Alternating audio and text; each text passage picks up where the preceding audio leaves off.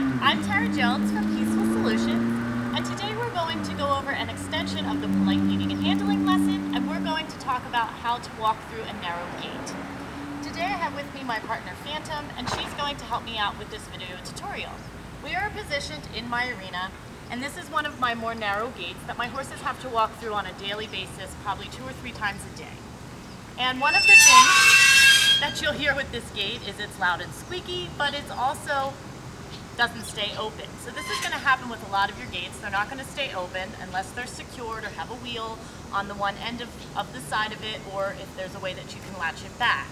But what I see all the time is person and horse trying to scurry through the gate like this, okay, and the person and the horse are trying to get through at the same time, and you end up with the gate closing, the horse doesn't want to come through, the person ends up pulling the horse, etc., etc.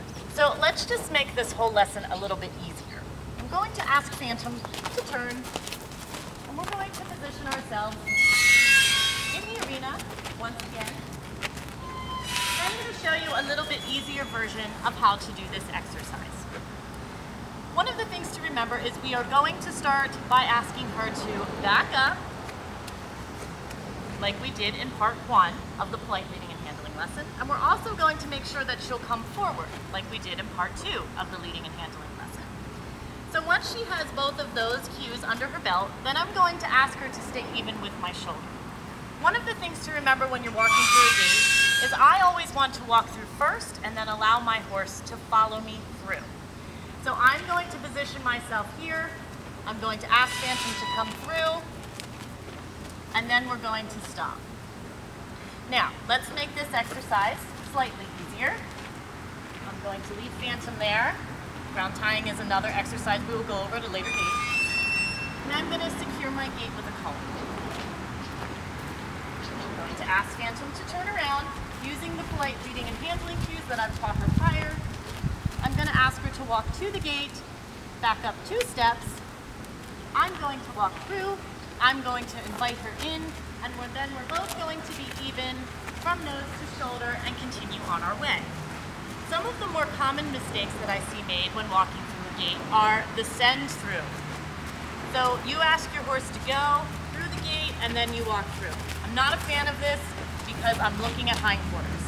There's never really a time where I want to be looking at the horse's hindquarters.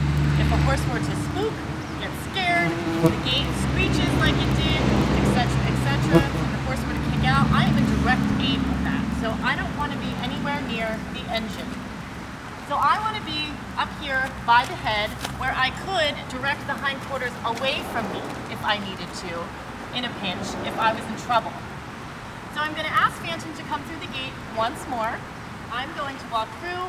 I'm going to invite her into me. Once she gets right to where we are even from nose to shoulder, then we're going to continue walking through the gate and continue on our way. So let me do that for you from this angle. Remember, your lead rope is going to be in your left hand. You can also have it in your right hand. We can go back to part 3, which was the finish, which was look over your left shoulder, point at the hip, the horse starts to walk forward. You stop, turn and look at the chest. The horse backs up 2 steps. I would walk through the gate. I would turn and invite Phantom through. She comes even with my shoulder. She waits, pauses, and then we continue on our way. That would be the most safest way to go through this gate. Now, your other option, and again, once you get used to your tools, your lead rope, your dressage whip, it's kind of up to you how you decide to use them. Now, I'll show you the other option. Using the same cues. Okay, I'm going to ask her to back up so she's even with my shoulder. I'm going to leave the lead rope in my left hand. I'm going to hold up my right hand to ask her to come forward with the go forward cue. I'm going to stop. I would like her to wait. Back up politely. There you go. I'm going to step through. I'm going to ask her to come through, gather her, and continue on our way. So you can see how that's a lot safer in order for horse and handler to walk through a very narrow gate. One of the things to remember is sometimes horses have saddles on. You do not want your stirrups getting caught on gate latches, hooks, anything like that, because it could scare the horse, it could rip your saddle leathers, and it's just not a good practice. So whenever your horse is rushy at the gate, what I'll practice doing is I'll practice backing and coming forward, and backing and coming forward, and backing and coming forward. Okay, and I'll keep practicing this until the horse will back through the gate. Wait and pause, and then we'll walk through the gate. And wait and pause. So you can practice your leading lesson right here at the gate, and that makes your horse a little bit more patient about going through a gate and waiting for the handler to cue them to come forward or backward. So that's just one exercise that you can do with the polite leading and handling lesson to make it a little bit more manageable and safer for you to be able to walk your horse through gates. I will provide the links below of part 1, 2, and 3 for you to refer back to in order to teach the leading lesson in great depth. So I thank Phantom for helping me with this lesson today, and I thank all of you for watching.